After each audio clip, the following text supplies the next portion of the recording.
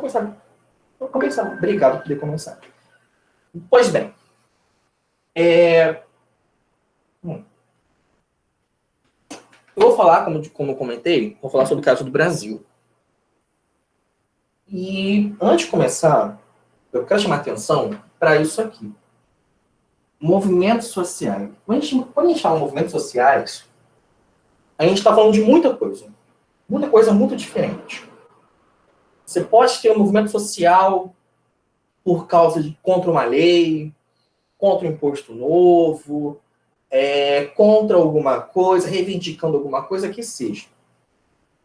Mas é bom a gente pensar duas coisas.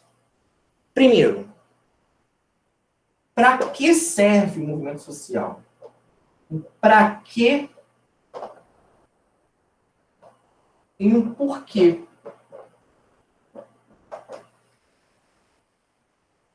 Um para quê, como eu acabei de mencionar, ele pode ter várias reivindicações, pode ser qualquer motivo que for. Mas um porquê é a gente pensar que qualquer movimento social, qualquer manifestação social, ela é importante, ela é legítima. Porque se algum grupo de pessoas vai para algum lugar protestar, se manifestar por alguma coisa, quer dizer que tem alguma coisa que eles discordam. Isso pode ser uma discordância pequena ou pode ser algo muito sério. Você tem muitos exemplos de movimentos sociais contra algum detalhe específico.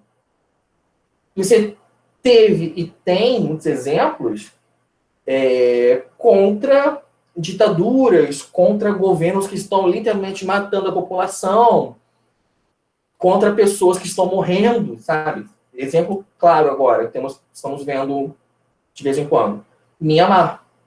Mianmar é um país da Ásia que uns meses atrás sofreu um golpe de Estado e desde então a população de Mianmar está fazendo constantes manifestações, protestos contra o governo e muitos estão morrendo nos processos. Muitos estão morrendo. Então, qual é o motivo do protesto em Mianmar hoje?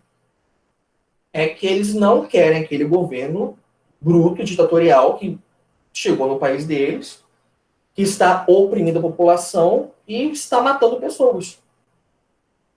Então, dá para resumir o movimento social em Mianmar de hoje como querendo viver em paz, com um governo que nós temos votado e queremos no governo. Tá? Só para realmente pensar um pouco para que serve e por quê. E um segundo é que todo movimento social, num regime democrático,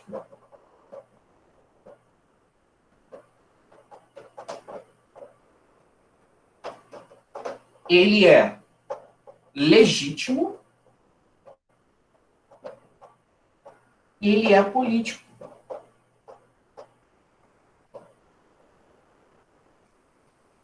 Nós temos um país democrático. Quer dizer o quê? O governo não pode proibir a população de se manifestar, seja pelo que for, seja lá quem for no governo. Você não pode mandar as pessoas ficarem quietinhas. Se as pessoas quiserem se manifestar, quiserem fazer uma passeada, uma manifestação contra isso, contra aquilo, por causa disso, por causa daquilo, elas têm que ter esse direito. Porque isso faz parte de um governo democrático. Isso vale para o Brasil, isso vale para os Estados Unidos, isso vale para qualquer país que se diga somos democráticos. E também acaba sendo uma questão política. Quando uma população, quando as pessoas vão para a rua e protestam contra isso, contra aquilo, por isso, por aquilo, isso é uma forma de participação política. Da mesma forma que é você votar na eleição, ou fazer isso, fazer aquilo. Porque isso é uma forma de você falar, não concordamos com isso. Ou então, nós queremos ter o direito a, sei lá, a alimentação decente, queremos ter o direito a isso, aquilo. Estão me acompanhando? Estão me entendendo? Sim. Tá? Sim. Então, isso aqui é muito assim, precioso para a gente. Muito precioso para a gente mesmo. Qualquer movimento social, regime democrático, ele não pode ser proibido, não pode. Porque se você proibir a população de se manifestar, você está tendo uma postura autoritária, ditatorial. Isso em qualquer lugar do mundo. Assim como em qualquer lugar do mundo, uma população que se manifesta, ela está exercendo a sua voz política. Ela está querendo influenciar o seu governo para alguma coisa. Muitas vezes para que o governo saia e entre um novo. E aí temos inúmeros casos, inúmeros casos. Tudo bem? Isso tudo aqui a gente vai ter que ter em mente para os exemplos que eu vou abordar agora com vocês, que dizem respeito ao Brasil, século XX e XXI. Bem? Aí a gente começa, então. Pode parar? Pode. Beleza. Aí a gente começa com o trabalhismo. O que é isso? Eu vou falar de trabalhismo no Brasil, eu vou falar de começo da indústria.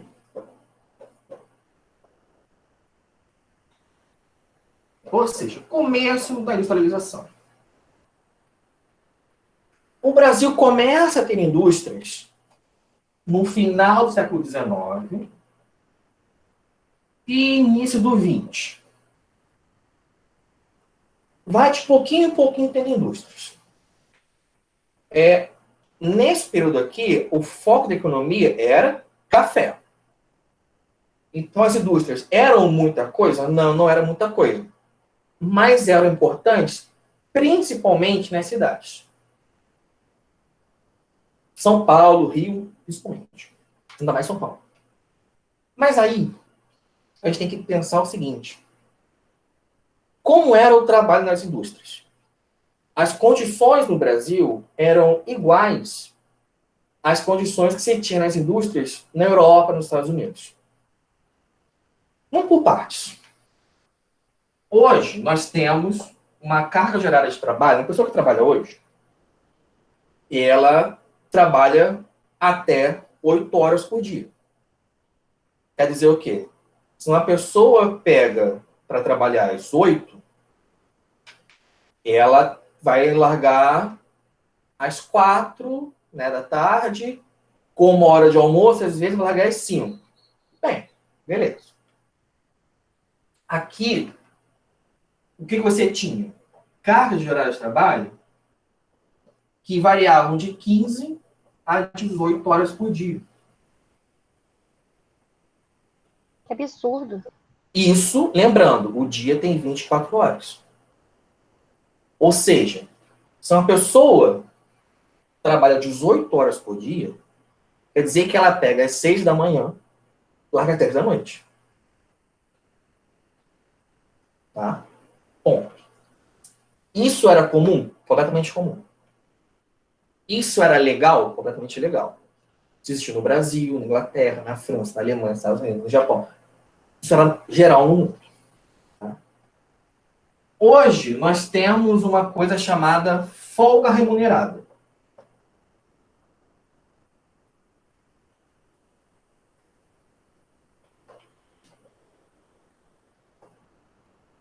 O que quer dizer folga remunerada? Quer dizer que é uma pessoa que trabalha hoje, pegar uma pessoa que trabalha de segunda a sexta. Normal, né? Coisa normal. Sábado e domingo é folga. Beleza. E é uma folga que você não perde seu salário por isso. Chamada folga remunerada. Hoje, o trabalhador tem direito a pelo menos um dia de folga na semana com remuneração. Tá. Isso aqui não existia.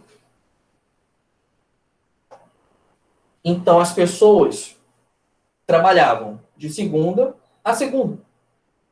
Não parava o fim de semana.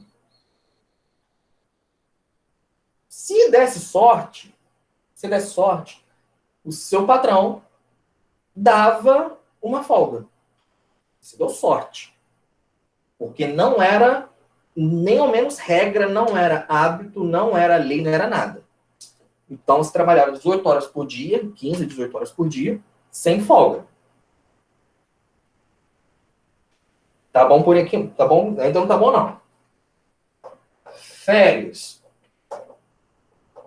Esquece. Esquece. Nunca existiu. Salário. O menor possível. Salário não era um salário bom. O salário era baixo. Era literalmente o que dava para você sobreviver. Trabalho infantil. Maravilhoso.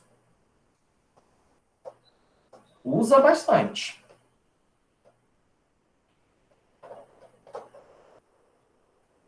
Totalmente permitido. Primeiro, as famílias que estavam envolvidas nesse tipo de trabalho precisavam de quanto mais pessoas trabalhando, melhor.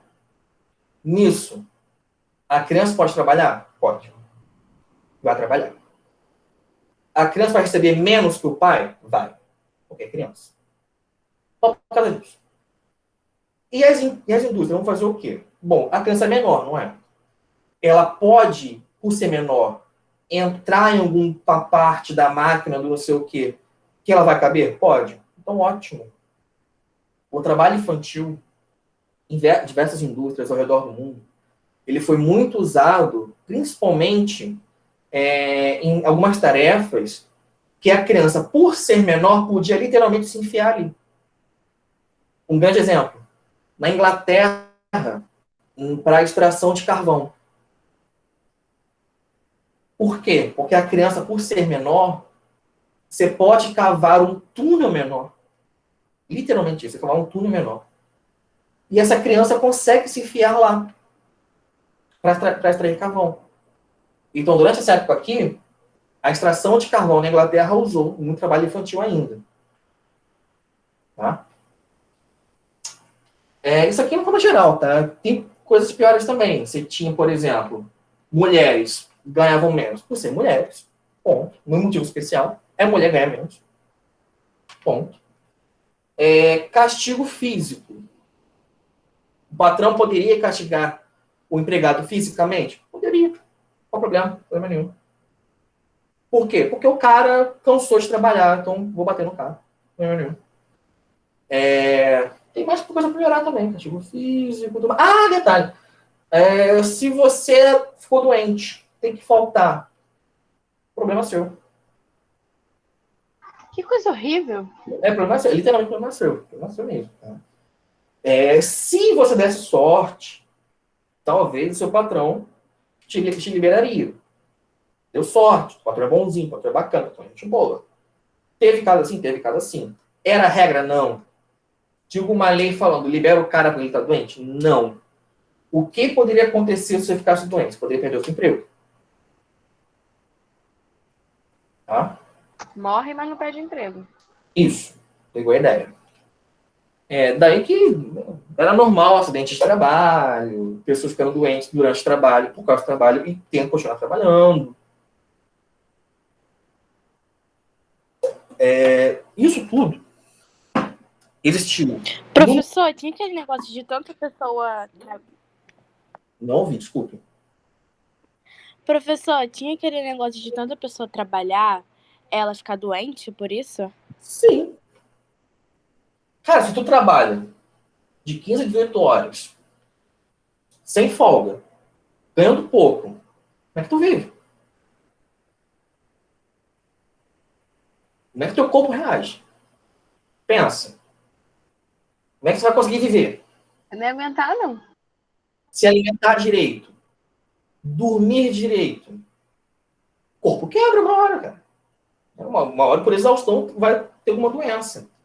Isso se você também não trabalhar em alguma indústria, né, que acontecia, de você estar muito próximo a vapores químicos, vapor de metal, industrial. Respirando isso, você vai ter o quê? Muitos casos de doença respiratória. que é comum em muitas indústrias até hoje. Dei o exemplo de crianças na Inglaterra trabalhando em indústria de carvão, extração de carvão. Extração de carvão, você entra em contato com muitos gases. Você respira aquilo. E aí você vai ter inúmeras doenças respiratórias. Fora os acidentes de trabalho, né? Assim, a ferramenta caiu na tua mão. Sem querer, tu estava mexendo na máquina, cortou teu braço fora. E por aí a gente vai. Tá? Resumindo a epopeia, eu estou falando de uma época em que a industrialização no mundo estava evoluindo, no Brasil estava engateando ainda, mas que você tinha uma exploração do trabalho muito forte. Muito, muito forte. E para um trabalhador ter algum amparo, tipo assim, ter alguma folga, ter alguma qualquer direito, tipo assim, poxa, ter uma folga, poder descansar, não perder o emprego com o estar doente, dependia unicamente da sorte de ter um bom patrão. Se não desse essa sorte, é isso, vida segue. E demorou-se muito, muito tempo para começar a entrar como lei nos países existir férias, existir descanso semanal, você poder se ausentar por estar doente sem perder o emprego por isso. Hoje não pode. Aqui, se eu quisesse demitir um empregado porque ele pegou uma gripe, beleza, eu demito e chamo outro. Não tem problema nenhum com isso. Tá? Nesse quadro todo aqui, a gente começa a falar de trabalhismo no Brasil. Por quê? É um movimento social desses trabalhadores que queriam o quê? Queriam mudar isso aqui. Os trabalhadores falando, cara, isso aqui tá horrível. Isso aqui não tá dando, a gente não tá mais aguentando. Precisamos mudar isso de alguma forma. Estão me acompanhando? Tá aqui? Sim. Sim. Beleza. Então, como é que isso foi? Como é que isso rolou no Brasil? Durante esse tempo aqui, esse período aqui, nós tivemos vários movimentos grevistas, né? Muitas greves. Os trabalhadores falando, cara, a gente tem que mudar de alguma forma. Então, as greves começam muito no Brasil reivindicando o quê? Redução de carga horária de trabalho, salário melhor, direito à folga. E ficava só nisso, tá? O restante ainda nem entrava na mente das pessoas. O que é o restante? Dessas greves, a maior ocorreu em 1917, chamada Grande Greve de São Paulo, que ela parou a cidade toda durante vários meses, parou mesmo, assim, da cidade ocupada pela greve. E eles pediam principalmente isso aqui. Eles estavam pedindo principalmente que reduzisse a carga horária de trabalho para 8 horas diárias. Principalmente. Salário melhor e tudo mais, só que a principal é isso aqui. Essa greve deu certo por um tempo. Eles conseguiram ser ouvidos pelo governo, conseguiram com que vários patrões falassem, beleza, vamos cumprir. Mas ela não foi muito à frente, porque depois que ela terminou e passado um tempo, muitos patrões se ignoraram, continuaram com o que estava antes, e o governo também não fiscalizou, não, assim, cagou a situação. Não tentou fazer valer o que tinha sido acordado. Daí que foi uma greve importante, uma greve muito grande, foi uma greve que conquistou algumas coisas, mas foi pouco para o quadro geral, infelizmente. Tá? Até aqui tudo bem? Sim. Alguém quer que eu volte em alguma parte? Não. Não. Não? Beleza. Essas greves, elas eram muito mobilizadas pelos sindicatos. É bom a gente entender os sindicatos. O que era um sindicato? O sindicato começa com o seguinte. Os trabalhadores... Quem ajuda os trabalhadores? Ninguém. No one, nobody. Ninguém ajuda eles. Então, eles começaram a se ver, tipo... Ou a gente se une, nós por nós, para tentar alguma coisa, para a gente se ajudar, ou vamos continuar a mesma coisa. Então, os sindicatos surgem ao redor do mundo nessa lógica, tipo, poxa, se ninguém vai nos ajudar, nós vamos nos ajudar. O início dos sindicatos, inclusive, está ligado muito à ajuda mútua. Sabe? Acabei de dar o exemplo do trabalhador, se ficasse doente, perdia o emprego. Quando surge o sindicato bem lá da Inglaterra, a ideia era muito ajudar da forma que pudesse se alguém ficasse doente. Ajudar como? Dando comida para a pessoa, para não morrer de fome. Tentando fazer uma vaquinha para pagar um médico ou coisa do gênero. Para ajudar a pessoa a não morrer. Porque senão não ia ter nada. Inclusive, o nome sindicato em inglês, eles chamam de union, que é união. Sindicato é uma palavra bem portuguesa mesmo. Em inglês chama-se união. Uma das funções dos sindicatos acabava sendo chamar greve. Tá? Então, quando surgem os sindicatos, eles eram órgãos muito importantes desse trabalhismo, desse movimento social dos trabalhadores e da própria vida dos trabalhadores.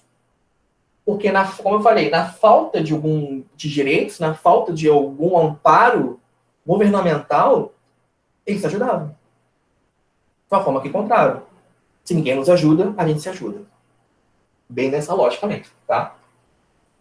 No Brasil, ficou muito marcante também o chamado anarco-sindicalismo.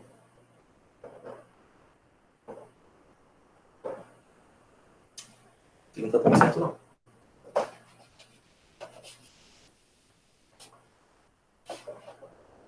Anarco-sindicalismo. O que foi isso?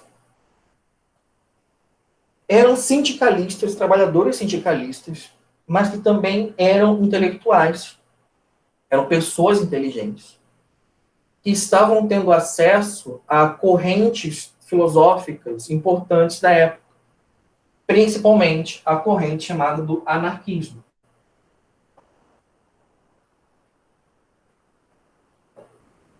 O anarquismo era uma corrente que vinha lá da Europa, uma escola de pensamento, que defendia o quê? O fim de toda e qualquer dominação. Qualquer dominação mesmo. Tanto do governo, quanto dos patrões. O anarquismo defendia que as pessoas tinham capacidade de elas mesmas terem uma coexistência pacífica, com direitos iguais, e todos tendo acesso à educação. Basicamente isso. E fim do governo. Os anarcos-sindicalistas, então, misturavam essas ideias de fim de dominação, de fim do governo, de somos todos iguais, misturavam isso tudo com a participação em sindicatos. Falava o seguinte, os sindicatos, então, são uma maneira de lutarmos por essa nossa sociedade ideal. Comenta aqui? Tudo. Aqui, beleza? Tá. E um detalhe, tá?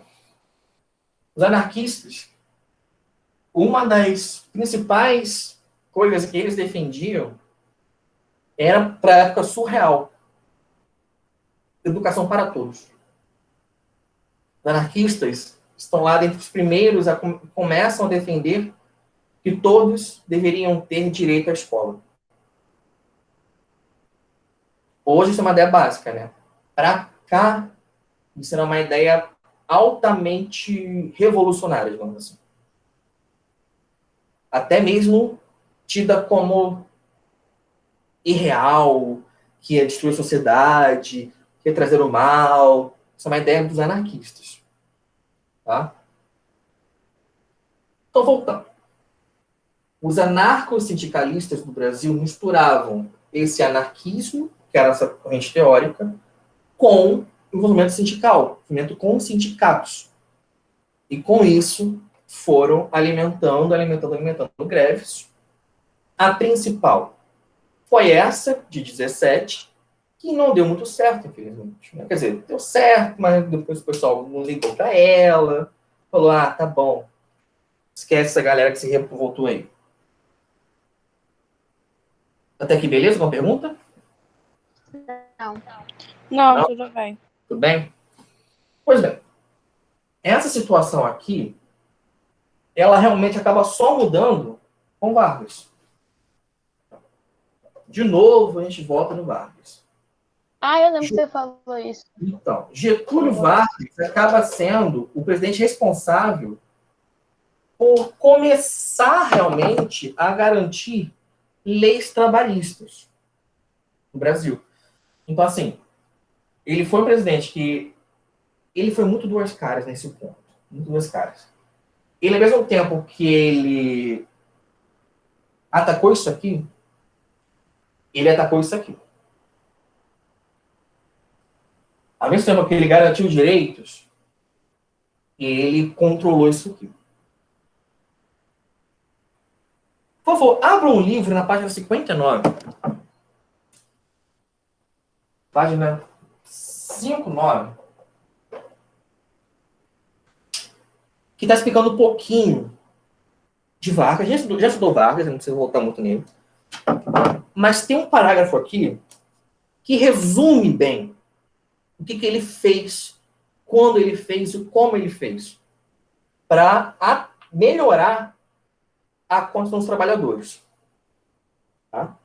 Na página 59, logo abaixo aqui desse quadro roxo, tem esse parágrafo que começa da seguinte forma. Assim, durante o governo provisório, ou seja, a primeira etapa do governo de Vargas, que vai de 30 a 34, Vargas criou o Ministério do Trabalho, Indústria e Comércio, conhecido também por Ministério da Revolução. Como o nome indica, o presidente associou os trabalhadores, patrões e comerciantes a uma só instituição de seu governo, ampliando seu domínio sobre todos eles. Quando Vargas faz isso, ele começa a colocar os trabalhadores brasileiros como preocupação governamental. Então, ele inovou com relação a isso. Mas, como aqui mesmo fala, todo mundo junto até para controlar. Em seguida, entre 1931 e 1934, ele sancionou, ou seja, autorizou, aprovou, criou grande parte da legislação trabalhista ainda hoje vigente. Muitas regras de trabalho que temos até hoje foram dadas por ele. Limitou a jornada de trabalho, regulamentou o trabalho feminino e estabeleceu o pagamento de horas extras, férias, pensões e aposentadorias, coisa que não existia no Brasil. Durante o Estado Novo, em 1940, Vargas sancionou a Lei do Salário Mínimo e instituiu as juntas de conciliação e julgamento, resultando na criação da Justiça do Trabalho, criada em 1941, a fim de garantir que os patrões cumprissem as leis trabalhistas. Hoje, eu não posso demitir um empregado por o que ele demitiu. Tem lei que me proíbe. E se eu tentar, eu vou sofrer judicialmente. Ser processado, vou responder na justiça. Vargas criou isso. Por fim, em 1943, com a divulgação da Consolidação das Leis do Trabalho, CLT, Vargas reuniu todo o conjunto, todo esse conjunto, tudo que ele criou, ele reuniu, botando na CLT. De medidas legais aprovadas desde 31.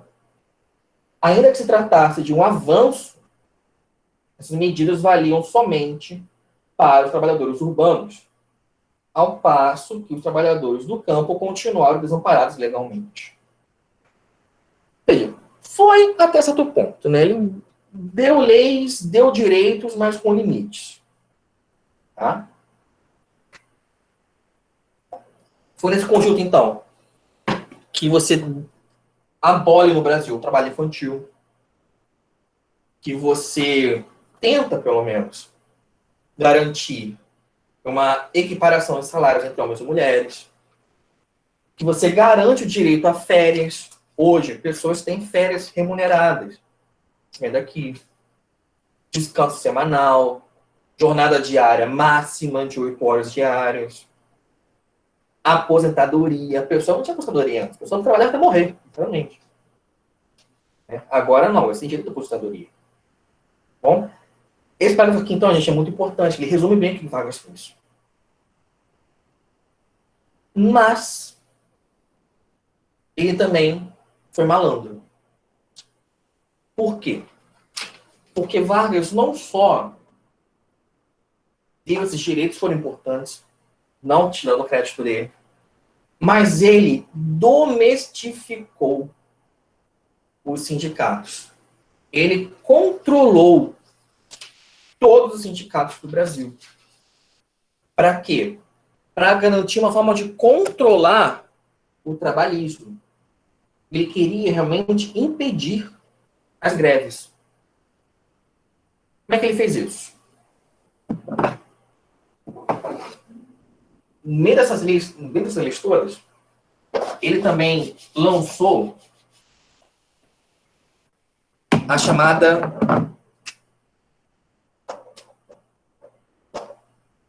o que era o nome? Isso. Lei de sincadilização. O que era isso? Antes, o sindicato era uma coisa tipo assim, existe sindicato, tá? Se vamos ter 3, 4, 5, 6, 10, 20, os mesmos trabalhadores, não importa, vão existir. Vargas começou a falar, não, um só por categoria. Trabalhador, motorista de ônibus, vai ter um sindicato só. Trabalhadores carteiros, vão ter um sindicato só. Um por categoria de trabalhador. Tá? Isso aqui ele cria em 31.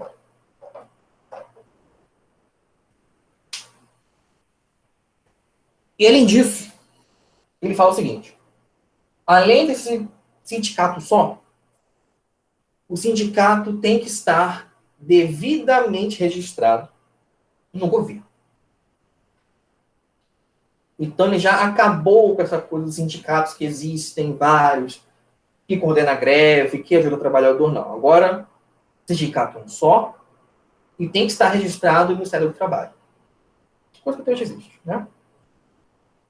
Na página 60, tem um pouquinho disso também. Tá? No segundo parágrafo. Porque o que ele fez quando registra o sindicato no governo? Deixa eu botar aqui. Deixa eu apagar.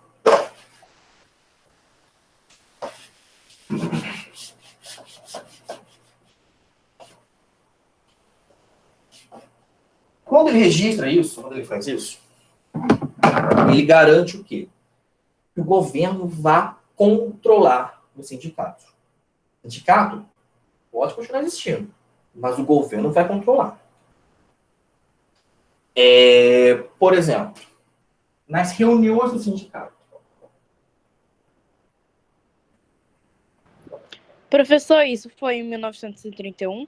A partir de 31. Sim. Vargas começou e isso durou. Na reunião do sindicato, por exemplo, era obrigatório que tivesse alguém do Ministério do Trabalho. Ou seja, o sindicato só podia fazer reunião com alguém do governo envolvido. Já é importante você, controlar a situação. Quando você tem, então, a imposição de que só pode ter um sindicato, o sindicato vai ser ligado ao Ministério do Trabalho, e nas reuniões tem que ter obrigatoriamente alguém do governo, você garante que o sindicato não vai dar dor de cabeça. E foi além. Ele criou o chamado imposto sindical. O que isso fez? O imposto sindical é uma coisa que ainda existe.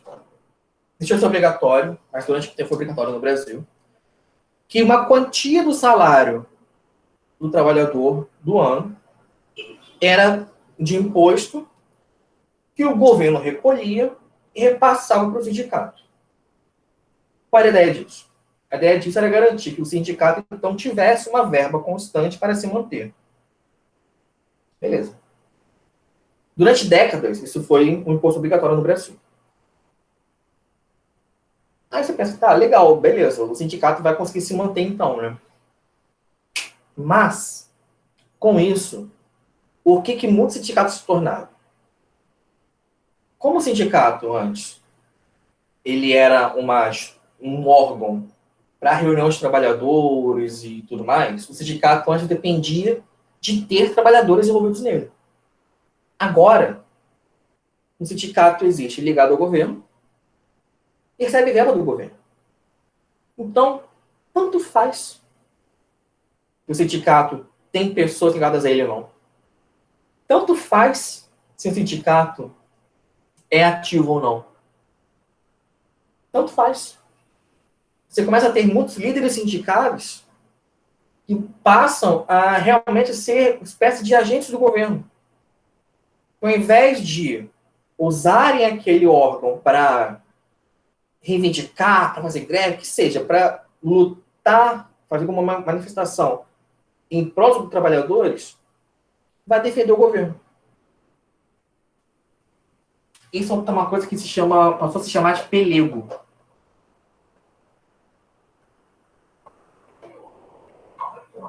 Pelego, talvez se ouça no momento isso. Pelego quer dizer o quê? É uma pessoa que, ao invés de fazer o que ela tem que fazer, o cara é um líder sindical. O líder sindical tem que defender os trabalhadores, vai defender o governo. Por quê? A partir disso tudo aqui, o sindicato consegue ter uma assistência ligada ao governo, uma assistência tranquila, uma assistência que vai atender até os seus próprios interesses e que se dane o trabalhador. Então, com isso tudo, o que rolou? Vargas garantiu diversas leis e direitos dos trabalhadores brasileiros, são muito importantes até hoje. Ao mesmo tempo, ele domestificou os sindicatos. Os sindicatos deixaram de ser um foco de dor de cabeça para o governo. Passaram a ser aliados para evitar greves, evitar um monte de coisa. Tudo bem? Sim. Beleza. Só é bom a gente ter noção de que muitas dessas coisas aqui começaram a mudar nos últimos anos. Bem recentemente. Por exemplo, o imposto sindical, ele foi obrigatório no Brasil até 2017, quando se tornou opcional. O Ministério do Trabalho existiu no Brasil como um ministério importante até 2019. Hoje, ele não é mais um ministério independente, ele é apenas uma secretaria dentro do Ministério da Economia. Então, o governo atual decidiu extinguir o Ministério do Trabalho e anexá-lo ao Ministério da Economia. Tá? Fora que a CLT do Vargas também passou e está passando por algumas reformulações já tem algum tempinho. Tá? Então, estamos hoje num momento muito de mudança disso tudo. Daqui a uns anos, vocês vão começar a trabalhar, etc, etc. Vocês vão ver isso mais, assim, mais diretamente com vocês. Se alguém de vocês fosse dar direito, desejo sorte, porque eu vou estudar isso tudo muito a fundo. Mas, tranquilo, né? Alguma pergunta? Não. Não. De boa mesmo? Posso pagar? Posso seguir? Sim. Pode sim, Bom. professor. Se eu perguntar, então, o que eu pelego na prova, eu não sabia responder, né? É que sim. Tem que sim. Isso aqui.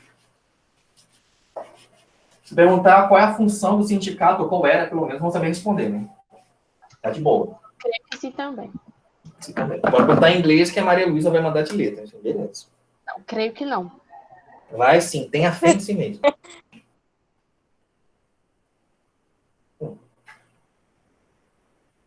Beleza.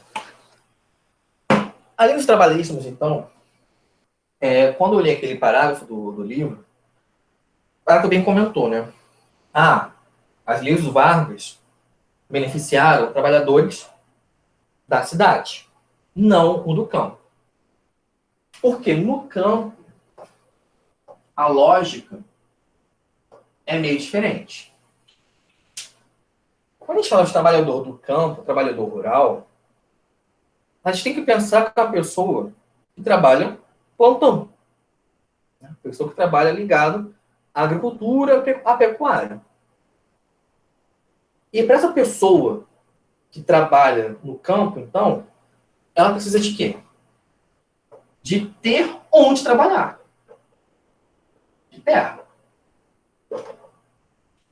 Como é que a pessoa vai plantar se não tem onde plantar? Tem essa lógica. E uma coisa difícil do Brasil, na verdade de muitos países, para falar do Brasil, mas de muitos países, é o quê? Muitas das pessoas que trabalham plantando e criando vaquinha são pobres. Então, ou não tem onde plantar e criar essas vaquinhas. Vaquinha não, vaquinha é um troço caro, tá? Vamos falar de galinha. Galinha é mais barato. Ou não tem onde plantar e criar galinha, ou se tem muito pouco. Enquanto que há pessoas ricas e poderosas que têm muitas terras, só que não usam. Tá lá. Só tem. Isso é uma coisa problemática ao redor do mundo. Isso é ao redor do mundo mesmo. A questão de muitas pessoas terem terras que nem usa, enquanto muito mais gente precisa de algum lugar para plantar milho e criar galinha e não tem.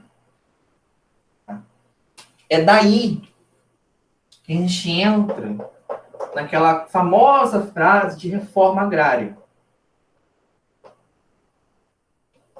E desde que surgiu, é uma coisa polêmica. O que é... Quando a gente fala de reforma agrária, o que a gente está falando? A gente está falando disso. De redistribuir as chamadas terras ociosas. O que é uma terra ociosa? É uma terra que não está sendo usada, que pode ser usada por alguém. A lógica da reforma agrária é de, para que aquele cara tem aqueles milhões de hectares de terra, se ele não usa? Tem só por ter.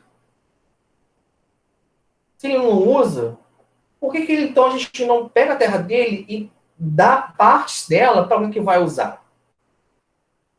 Tá? Aí tem críticos, tem defensores, tem não sei o que, não sei o que lá, mas a ideia é essa, é você redistribuir melhor as terras que não estão sendo usadas. Principalmente as que não estão sendo usadas. Porque isso vai beneficiar os trabalhadores rurais pobres. Isso em qualquer lugar do mundo mesmo tem essa polêmica. Aí no Brasil, como é que é isso no Brasil? Pessoa pobre tem desde o surgimento do Brasil, né? Não é novidade. No campo, então, mais ainda.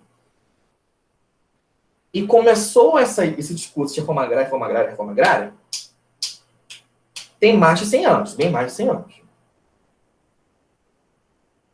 No Brasil, durante as décadas de 40 e 50, vão surgir até as chamadas ligas camponesas. O que eram isso? A gente pode considerar que as ligas camponesas eram como se fossem sindicatos do campo. O sindicato na cidade servia para reunir trabalhadores, reivindicar direitos, fazer greve, blá, blá, blá. Beleza. No campo, quem vai fazer isso? As ligas camponesas. Eram reuniões de trabalhadores rurais do campo, pobres, que não só se ajudavam, o intuito era se ajudar, mas também organizar as reivindicações políticas, organizar que eles queriam terra para poder trabalhar, sabe? Queriam organizar, enfim, entender a lógica, né? Eram organizações que eles se reuniam porque juntos eram mais fortes. Resumindo a epopeia toda. Durante esses 20 anos, 20 e pouquinhos, as ligas camponesas foram muito fortes. Mas, durante o período militar brasileiro, que vai pegar de 64 a 84, 85, por aí, durante cerca de 20 anos, equivale ao período militar no Brasil, essas ligas camponesas foram muito combatidas. Esses sindicatos do campo foram muito combatidos e controlados pelo governo. Quando esse governo militar está chegando ao fim, essa luta no campo, no Brasil, que queria terras para as pessoas pobres do campo, volta com mais força. Ela consegue se reorganizar para poder voltar a existir. E aí vai surgir o nosso famosíssimo MST, que muitos amam, muitos odeiam, né?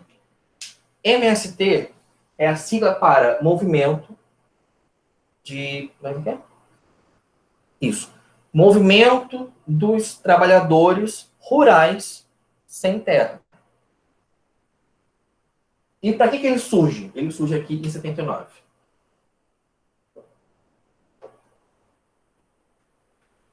Ele surge na mesma lógica disso tudo. Reivindicando que são trabalhadores que dependem de algum lugar para plantar e criar galinha, ou seja, que há muitas terras no Brasil que não estão sendo usadas e que, se fosse redistribuído, atenderia a todo mundo. Resolveria a vida de muita gente pobre. Né? Então, eles se organizam a partir do MST, a partir dessa década aqui, desse ano aqui, já tem bastante tempo, 40 anos já, né? Se organizam para reivindicar isso. E estão ainda lutando até hoje. Tá? Assim que eles se organizam, assim que surge o MST, ele surgiu com uma força muito grande. Assim, bem, de cara, ele foi bem forte assim, na reivindicação. Ele até conseguiu que o governo, na época que estava passando por uma reformulação, pelo menos ser ouvido, pelo menos conseguiu que o governo considerasse a reforma agrária. Assim, pode ser. Mas acabou não dando certo. Principalmente por quê? Porque aí os grandes senhores de terra do Brasil, grandes fazendeiros, grandes latifundiários, que são importantes para a economia e têm força política, criaram uma organização contra. Eles criaram a União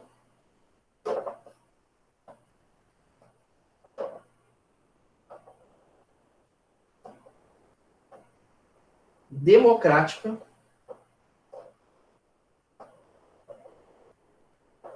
ruralista.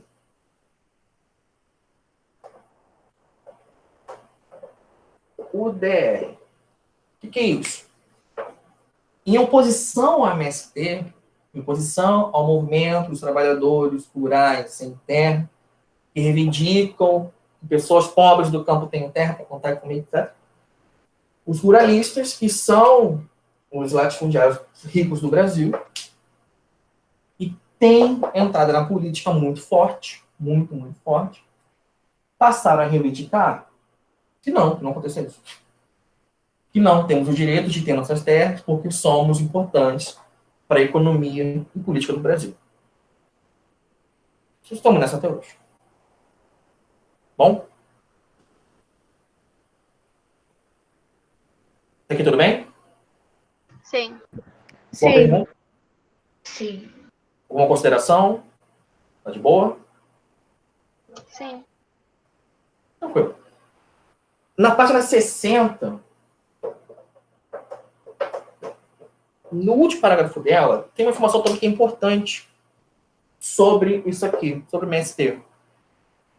Que fala o seguinte: em 17 de abril de 96, sob o governo do presidente Fernando Henrique Cardoso, ocorreu o episódio que ficou conhecido como o Massacre de Eldorado dos Carajás, na região amazônica. Nessa ocasião, a polícia militar reprimiu uma passeata do MST, cujos participantes reclamavam pelo assentamento das famílias sem terra. Assentamento, gente, é quando as pessoas vão para um lugar e ficam lá, mais no campo, e começam a ocupar aquela região e começam a viver e plantar ali. O episódio resultou na morte de 19 pessoas e em dezenas de feridos. Esse dia é considerado por movimento como o Dia Internacional da Luta Camponesa. Então, esse episódio mostra como esse movimento do MST, critiquem ou não critiquem, né? Enfim, é um movimento que não só, às vezes, usa de violência, às vezes, como também sofre violência, muitas vezes. E que tem uma reivindicação que é antiga na história do Brasil, muito antiga. Outros países já conseguiram fazer reforma agrária na base do suor e lágrimas, sangue, suor e lágrimas, mas aqui a gente sabe se lá só vamos ter um dia. Tá? Posso pagar? Sim. Beleza.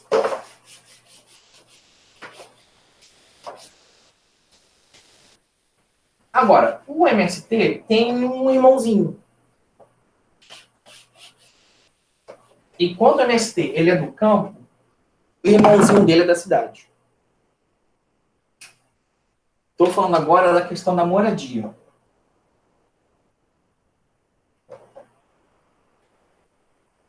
Ou seja, casa.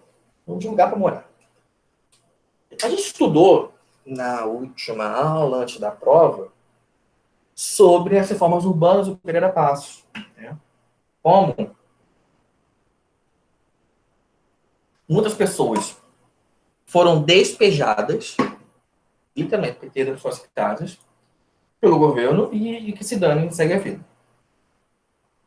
O Brasil tem um problema muito, não só o Brasil, claro, mas temos um problema muito sério de acesso à moradia. É muito, muito sério. Você tem uma população de rua muito grande, crescente, que seja lá qual for o motivo daquela situação, questões pessoais, questões econômicas que sejam, é um assunto muitíssimo sério e delicado. Então, nós temos também um movimento importante que reivindica moradia. Por quê? Na Constituição atual, está lá escrito que brasileiros possuem um direito à moradia. Então, esse movimento que reivindica a moradia está falando, gente, está na Constituição, você tem que valer, isso tem que ser feito. Tá? Tem até uma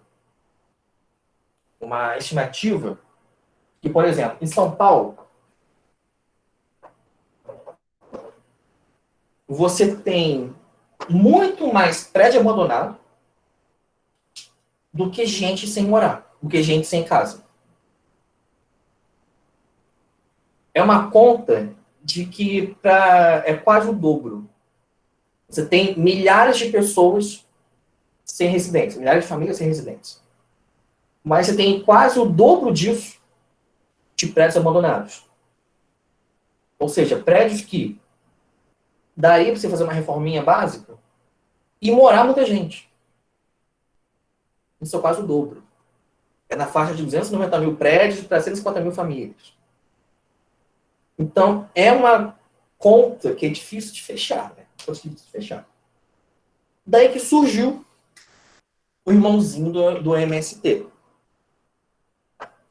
que é o MTST. Ah, coluna. O MST, gente, significa Movimento Trabalhadores Rurais Sem Terra, ou Movimento Sem Terra. MTST é Movimento de Trabalhadores Sem Teto.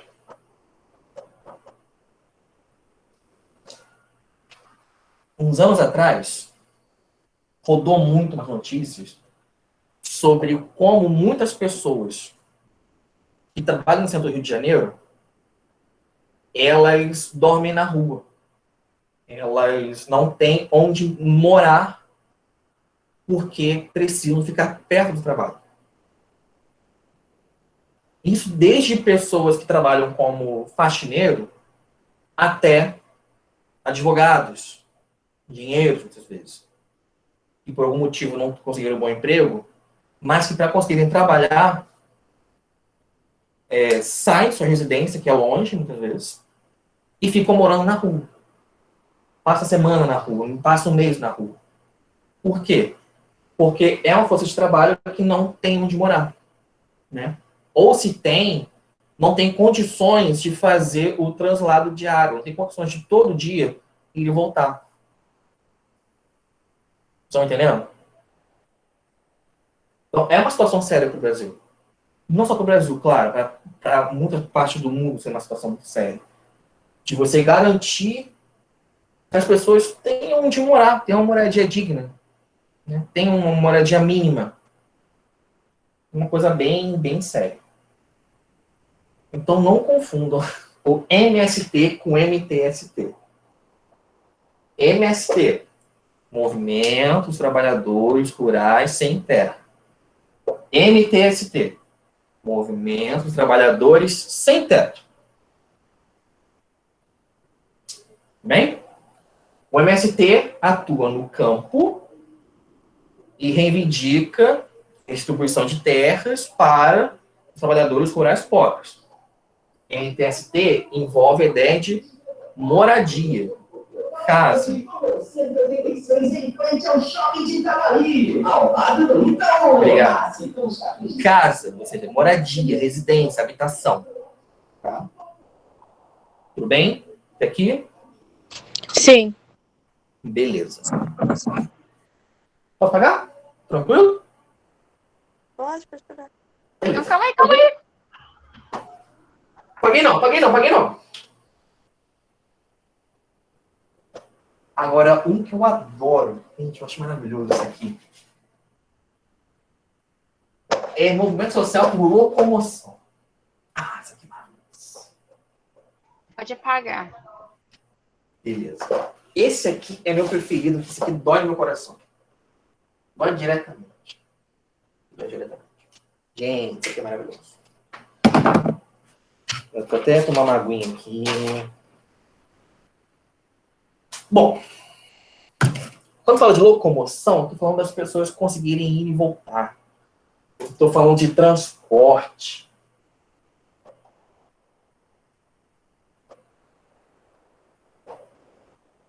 Eu tomo uma água aqui.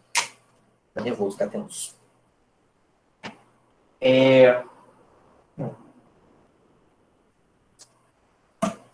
O Brasil já, há muito tempo, assim que começou a ter transporte público, bonde, começo de ônibus, etc., houve uma questão muito intensa do preço do transporte e da qualidade deles. É uma conta, tipo assim, poxa, as pessoas têm que conseguir pagar o transporte, né? Para poder usar. Conseguir pagar o ônibus, pagar o trem para poder usar. Se for muito caro, muitos não conseguem. Então, já há muito tempo mesmo, muito tempo, já há mais de 100 anos, você tem reivindicações do Brasil em relação ao preço do transporte, à qualidade do transporte. Você teve revoltas no Brasil, no final do século XIX, em relação ao preço do bonde, a qualidade do bonde, por aí vai. Tá? Teve algumas melhoras, mas teve uma questão assim que me dói o coração demais quando falo com você, até chorar. Na página 62. Na página 62.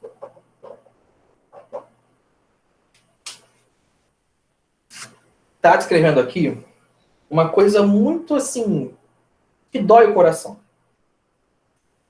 Página 62, segundo parágrafo. Olha que lindo. Esse modelo que eu estou falando, modelo de transporte público, que é caro, que não é de boa qualidade, etc, etc. Esse modelo tornou-se ainda mais desigual quando, num contexto de industrialização do Brasil, durante a década de 1950, os transportes ferroviários, trem, considerados mais eficientes e baratos, foram substituídos pelos automobilísticos. Havia, naquele período, grande investimento nessa indústria, que se tornou um dos carros-chefes da economia nacional, associada à construção de estradas e, consequentemente, ao abandono de muitas ferrovias que auxiliavam o transporte dos cidadãos nos grandes centros urbanos. Para se ter uma ideia da dimensão, em 1933, a cidade de São Paulo tinha 258 quilômetros de extensão de rede de bondes, uma quantidade 3 vezes maior do que a extensão atual da rede metropolitana. Ao todo, transportavam-se cerca de 888 mil pessoas por dia. Mais um pouquinho. Mais um parágrafo. Nesse contexto, o governo não ofereceu subsídio aos custos de locomoção da população, o que resultou nos altos preços das tarifas. Não ofereceu subsídio, preço foi aumentando na passagem. Com o aumento do preço das passagens, muitas pessoas deixaram de utilizar o transporte público. E aqueles que tinham condições financeiras compravam seus próprios meios de transporte, carros ou motocicletas. Assim, quanto menos pessoas utilizavam o transporte público, menores eram os lucros dos empresários, que recorriam ao aumento da tarifa para arcar com seus investimentos. Deixa eu ler para lá. Não sei se vocês lembram, mas uns anos atrás, a gente teve uma greve séria de caminhoneiros no Brasil. Acho que foi em 2018. O que resultou? Resultou numa crise de abastecimento no Brasil todo. Faltaram produtos ao redor do Brasil. Eu estou citando isso, porque isso tem a ver com o que eu acabei de ler. Uma das maiores burrices extremas do governo brasileiro dos últimos séculos, dos últimos anos, das últimas décadas, é sermos um país grande que depende de estrada, que depende de um meio de transporte que não é barato para o tamanho que nós temos. O próprio livro falou, realmente, o transporte ferroviário, usar trilho, seja bonde, seja trem, seja metrô, você tem um custo menor de manutenção, você tem uma capacidade melhor, uma eficiência melhor, e você conseguiria ter uma qualidade melhor, né? E um preço de tarifa menor. Por essa conta que eu acabei de ler ali, do governo abandonar o setor ferroviário e alimentar integralmente o setor automobilístico, estradas e carros, etc., nós construímos para o Brasil uma grande armadilha. Qual é a nossa grande armadilha? Nós somos um país continental, o quinto maior país do mundo, e dependemos de estrada. Se não tiver estrada, a gente morre. A gente não come. A gente não tem plano B, não tem plano C. Isso não se vê em outros países. Isso não se vê na Rússia, isso não se vê na China, isso não se vê nos Estados Unidos, isso não se vê no Canadá, isso não se vê em outros países enormes. Você consegue pegar um trem e rodar o país todo. Isso não se vê. Isso é daqui. Isso afeta o dia a dia das pessoas, que nas cidades brasileiras é raro você encontrar uma cidade que tenha um bom transporte. É raro no Brasil, infelizmente. Salvo algumas cidades pequenas e menores, tá? Elas conseguiram realmente criar um transporte bom para a população. É raro você ter isso. Não é difícil, não é fácil. É comum nós termos casos de transportes públicos de má qualidade, sucateados, custando bastante, custando muito alto. Se algum de vocês pegam ônibus, sabe o que eu estou falando? É comum nós termos o nosso quebra-galho, que é a Kombi. Nada contra a Kombi, gente, mas Kombi é um quebra-galho. Tá? Kombi é uma coisa que surgiu. Por quê? Por que Kombi surgiu? Por que Kombi nasceu? Deus queria que Kombi nascesse? Não. A Kombi passou a ser usada em muitos lugares porque são lugares que não vai ônibus, que não tem ônibus, que não tem transporte público que seria oficial. Surgiram as Kombis, as vans. Dá conta que trabalha com isso, mas, sabe, é um quebra-galho. Vocês estão entendendo a situação que gerou? Nós já tínhamos uma questão séria de acesso ao transporte público. Era caro, os mais pobres não conseguiam direito e tudo mais. E nós pioramos. Porque tornamos o transporte ruim, ineficaz. Daí a notícia de ontem, sei lá de quando, que a Angélica leva os filhos para andar em transporte público em outros países. Para terem uma noção de realidade que ela falou. Leva o filho para andar de ônibus em Nova York, em Londres, porque lá realmente é bonitinho. Lá é investido e conservado, as pessoas usam. Aqui nós não temos isso. Né? Daí que temos movimentos sociais importantes que cobram, justamente, reivindicam melhores tarifas para a população. Porque, gente, transporte público no Brasil é caro e não compensa, infelizmente. E uma qualidade melhor. Ou seja, reivindicam investimentos nisso, reivindicam que tenha realmente um sistema eficaz. Que as pessoas possam utilizar, possam se sentir bem utilizando. E não dependam de pegar o carro, cada um, e aumentar o trânsito, causar congestionamento. Tá? Temos movimentos sociais para isso. Temos. Principalmente um movimento chamado Movimento Passe Livre.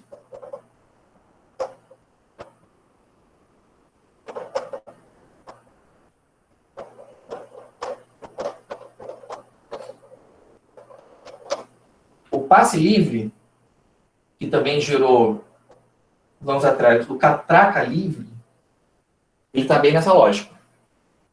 Ele reivindica e se manifesta para isso, reivindica uma qualidade melhor dos transportes, né?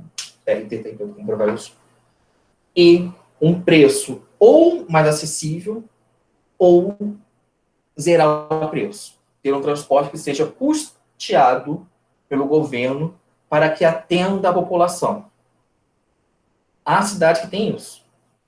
Nunca visitei, mas me disseram que, por exemplo, algumas cidades de São Paulo, aqui no Rio, acho que Maricá, tem isso. Internamente, o transporte é de graça para a população. Então, o trabalhador dessa cidade pode rodar, pode trabalhar, pode voltar, e é tranquilo. Não precisa se preocupar com o dinheiro do transporte também. Nem o patrão tem que dar o vale do transporte que precisa, né? Enfim.